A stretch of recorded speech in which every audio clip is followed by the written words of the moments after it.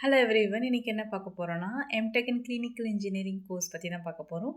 இந்த கோர்ஸ் படிக்கிறதுக்கு நீங்க B E and B Tech biomedical engineering or mechanical, electrical, electronic engineering படிக்கணும்.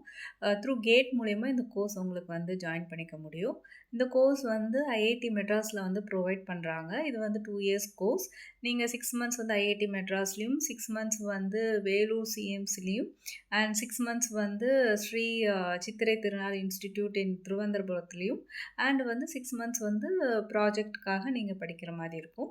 இந்த கோர்ஸ் எதுக்கு படிக்கலாம் அப்படின்னா, இந்த கோர்ஸ் எப்படின்னா, நீங்கள் ஹாஸ்பிட்டல்ஸில் நிறைய டிவைசஸ் இருக்குது. அந்த டிவைஸை எப்படி அதை சர்வீஸ் பண்ணுறது, அந்த டிவைஸை எப்படி மேனேஜ் பண்ணுறது, அதை பற்றின கோர்சஸ் தான் இந்த கிளினிக்கல் இன்ஜினியரிங் கோர்சஸ்.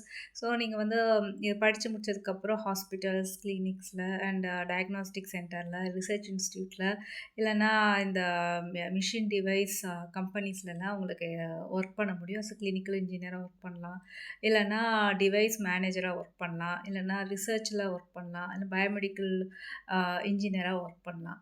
ஸோ இந்த கோர்ஸ் சப்போஸ் நீங்கள் எம்பிபிஎஸ் படிக்கணும்னு நினைக்கிறீங்க, உங்களுக்கு படிக்க முடியல, அப்படி இன்ஜினியரிங் படிக்கிறீங்க அப்படின்னா, நீங்கள் இந்த கோர்ஸ் எடுத்து படிக்கலாம். ஸோ நீங்கள் ஹாஸ்பிட்டல்ஸ்லேயே அவங்க கூடவே சேர்ந்து ஒர்க் பண்ணுற மாதிரி இருக்கும். இந்த இன்ஃபர்மேஷனை உங்கள் ஃப்ரெண்ட்ஸ் அண்ட் ஃபேமிலிக்கு ஷேர் பண்ணுங்கள்.